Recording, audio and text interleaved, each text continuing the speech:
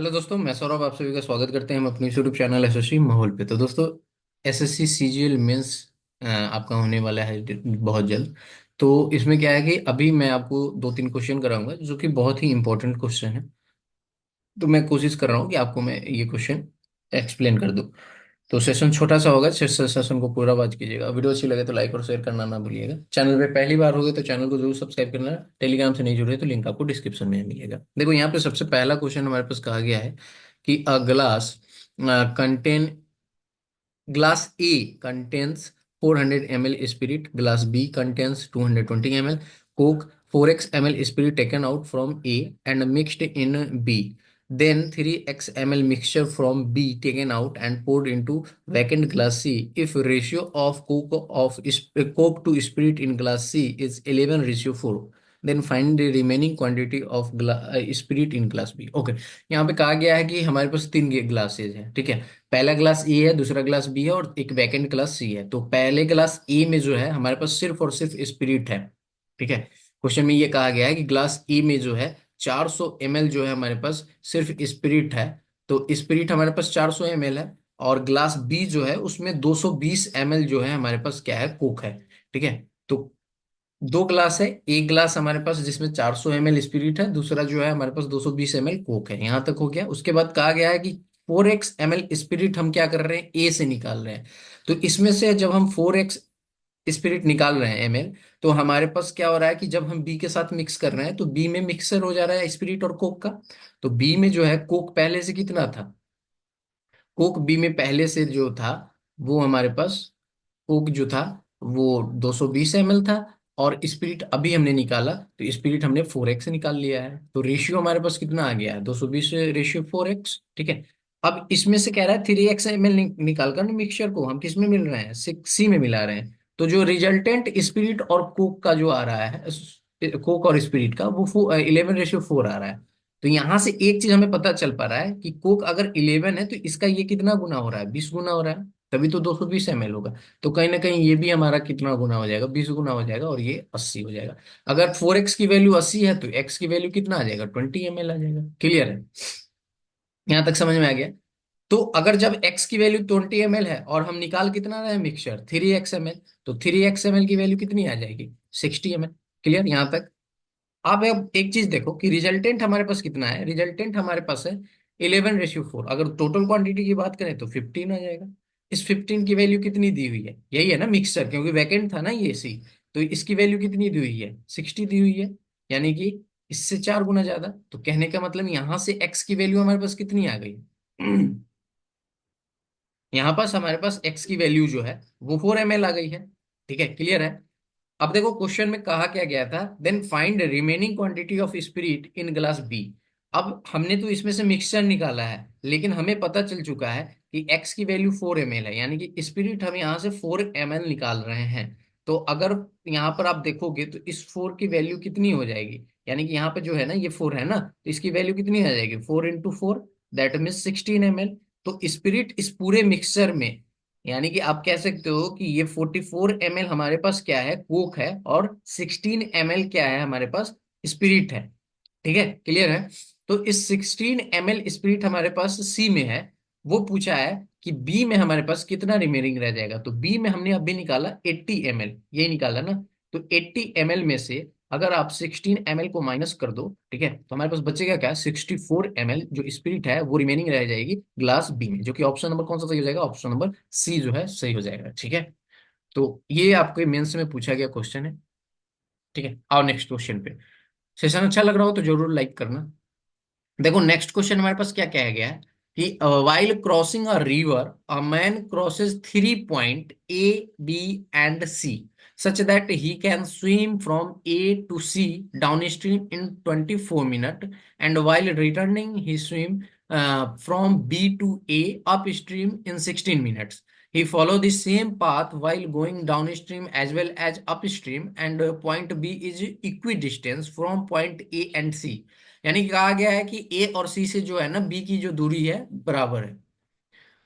Find the ratio of speed of man in still water to the speed of stream. Okay, यहाँ पे ratio हमें निकालना है, ठीक है। तो देखो सबसे पहले हम क्या करेंगे, यहाँ पर अगर हम सॉल्व करें इसको, तो हम मान लेते हैं यहां पर कि जो स्पीड है ना मैन की, वो स्टिल वाटर में, यानी कि speed of man in speed water, इसको हम मान लेते हैं क्या, इसको हम डिनोट करते हैं वीएम से, ठीक है। वीएम से हम लिख देते हैं वीएम, ठीक है। ये हमारा जो होगा ये किलोमीटर पर आवर में होगा। क्लियर है। अब यहाँ पे हम एक और मानेंगे, ये जो आपकी, हमने क्या कहा कि हमने इसको माना speed of man speed water में, क्या लिख रहा हूँ, still water, sorry still water, ठीक है। स्टील वाटर में वीएम है। अगर हम स्टील वाटर के बाद स्ट्रीम की बात करें तो इसी मैन की स्ट्रीम में जो स्पीड हो जाएगी, स्ट्रीम में स्पीड कितनी, हम वीएस लिख देते हैं, ठीक है। क्योंकि वीएम आपकी स्टील वाटर में और वीएस आपकी स्ट्रीम में, ठीक है। क्लियर है। डिस्टेंस हमारा जो है वो हम डी मानते हैं, ठीक है। तो आप एक चीज देखो कि हमारा क्वेश्चन में कह रहा है ना कि अब डिस्टेंस को हमने माना ए से बी जो है, ए से बी जो है वो डी है, ठीक है। क्लियर है। ए से बी डी है, और बी जो है वो इक्वल डिस्टेंस है ए और सी से। यानी कि आप कह सकते हो जब ये डी है तो ये भी कहीं ना कहीं डी होगा। तो अगर ये पूरा फॉलो पाथ फॉलो कर रहा है तो इट मीन कि ये 2D डिस्टेंस कवर कर रहा है। क्लियर है। 2D किलोमीटर, यहां तक समझ में आया। तो अगर हम बात करें कि जो मैन है वो ए से सी गया, तो ए से सी गया तो वो टोटल 2 डिस्टेंस कवर किया, 2D, ठीक है। और 2D की वैल्यू जो, मतलब आप समझ रहे हो डिस्टेंस का हमारे पास क्या होता है, अगर आप देखो डिस्टेंस का फॉर्मूला क्या होता है, स्पीड इनटू टाइम, ठीक है। तो स्पीड हमारे पास क्या आ जाएगा इस केस में, तो इस केस में हमारे पास वीएम प्लस हमारे पास, ठीक है। क्योंकि आप देखो यहाँ पर डाउन स्ट्रीम की बात कर रहे हैं ना, तो वी इसमें ऐड होता है वीएम प्लस वीएस, ठीक है। इनटू में हमारे पास टाइम कितना ले रहा था, 24 मिनट। तो 24 मिनट को हम क्या करेंगे, 24 अपॉन में 60 कर देंगे, इसे काटेंगे 12, सॉरी 12 दूना 24, 12 25 60, यानी कि 2/5। क्लियर है। तो इस टू से ये टू कैंसिल आउट हो गया, तो हम कह सकते हैं डी इज इक्वल टू यहाँ पर वीएम प्लस वीएस इंटू 1/5। तो ये इधर आगे ये 5 भी हो सकता है, 5D भी हो सकता है। क्लियर है। या हम ऐसे भी कह सकते हैं वही सेम चीज जो अभी मैंने आपको बताया, तो इस ये हमारा इक्वेशन एक हो गया, ठीक है। ये हमारा पहला इक्वेशन हो गया। अब मैं यहाँ पे पेन चेंज कर रहा हूँ। दूसरे पे आते हैं। दूसरा क्या कहा गया है, अब देखो ये मैंने कहा डाउन स्ट्रीम की बात की है, अब अप स्ट्रीम की निकालेंगे। तो अप स्ट्रीम में बी से ए जा रहा है, बी से ए जा रहा है, यानी कि डिस्टेंस सिर्फ डी कवर कर रहा है। तो सिंपल है, डी इज इक्वल टू क्या हो जाएगा, अप स्ट्रीम में माइनस हो जाता है ना। क्लियर है। तो V M minus V S, और यहाँ पर टाइम हमारे पास कितना लिया जा रहा था, 16 मिनट। तो दैट मीन 16/60। तो यहाँ से 4 से काटो, 4 चौक 16 15, ठीक है। यहाँ क्लियर हुआ ये चीज। अब यहाँ से आप देखोगे तो दो इक्वेशन हमारे पास आ गए हैं, ठीक है। एक तो इक्वेशन पहला वाला आया और एक दूसरा वाला आया। तो यहाँ पे आप देखोगे तो वी एम और वी एस, यानी एक प्लस और एक माइनस वाला है, दोनों डिस्टेंस सेम हो चुका है। तो हम क्या करेंगे कि हम इसको इक्वेशन 1 और 2 को सॉल्व कर लेंगे फर्दर। तो जैसे आप सॉल्व करोगे यहाँ पर, तो देखो इसको हम ऐसे लिख सकते हैं ना, पहले वाले को हम V M plus V S upon में 5, ठीक है, इज इक्वल्स टू यहाँ पर V M minus V S, ठीक है, इनटू में 4 अपॉन में यहाँ पर क्या आ गया 15। अगर इसको आप काट दो तो ये 3 है, ये 3 से इधर मल्टीप्लाई हो जाएगा, यानी कि 3 V M plus 3 V S, ठीक है। इधर हमारे पास 4 V M minus 4 V S, यही होगा। अब हमें एक चीज पता चल रहा है कि ये वीएस को एक साइड लाओ, तो यहाँ से 7 वीएस आ जाएगा, और ये वीएम इधर जाएगा तो माइनस हो जाएगा, यानी कि 1 वीएम हो जाएगा। तो हमसे पूछा क्या गया है, find the ratio of speed man in still water to speed of stream, बस 7 रेशियो हमारे पास क्या आ जाएगा, 7:1। ऑप्शन, कौन सा ऑप्शन सही हो जाएगा, option number 4 will be the correct answer. Okay. तो ये आपके दूसरा क्वेश्चन था जो मैंने आपको सॉल्व कराया। अगर आप इसको बैक करके देख लेना, बेसिकली कुछ भी नहीं है इसमें, आपको अप स्ट्रीम डाउन स्ट्रीम के फॉर्मूले याद होने चाहिए, और यहाँ पे वही बेसिकली मैंने किया है, ठीक है। ये भी आपका मेंस का पूछा हुआ क्वेश्चन है, ठीक है। अब आते हैं नेक्स्ट क्वेश्चन पे।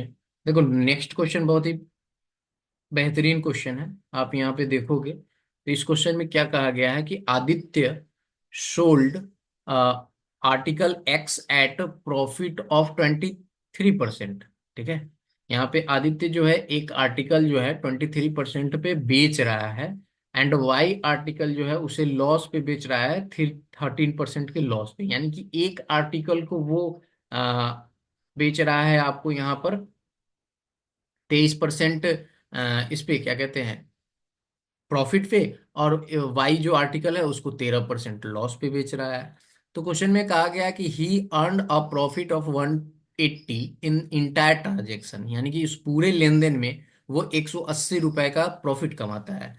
तो कहा गया if article X cost 90 less than article Y, यानी कि वाई से जो है 90 रुपए कम है एक्स का price, cost price, then what is the price of article Y.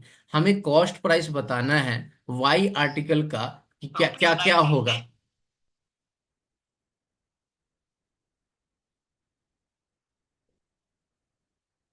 ठीक है, यहाँ पे हमें क्या बताना है, हमें यहाँ पे ये बताना है कि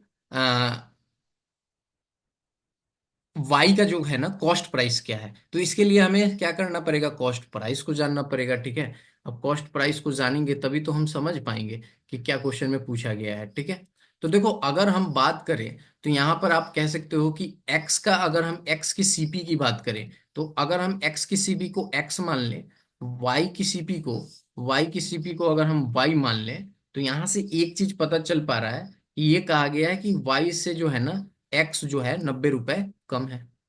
क्लियर है। अब एक चीज आप देखो, एक एक्स को कितने प्रॉफिट पे बेचा गया है, 23%। तो यानी कि हम कह सकते हैं X into, just wait, X into 120 upon में 100।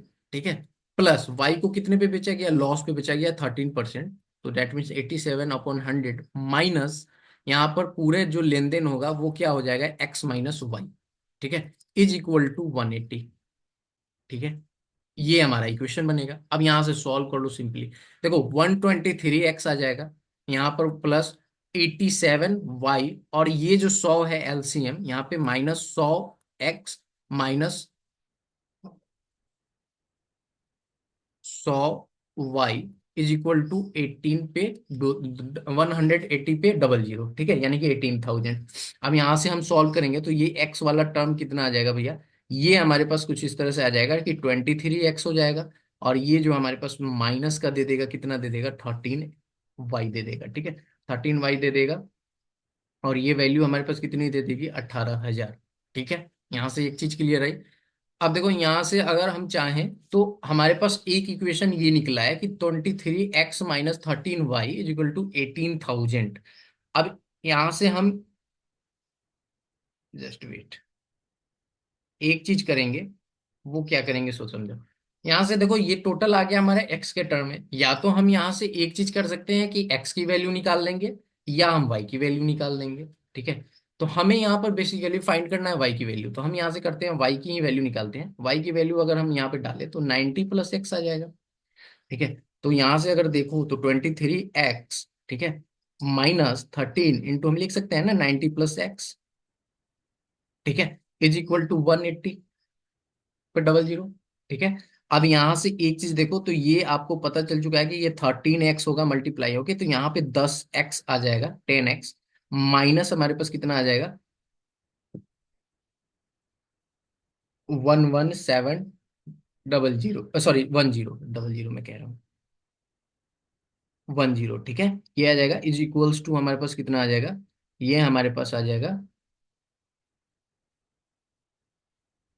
18,000। ठीक है, अच्छा यहाँ से अगर हम y की वैल्यू डायरेक्ट रख लेते तो हमारे पास क्या आ जाता, x की वैल्यू, सॉरी y की ही वैल्यू आ जाती, राइट।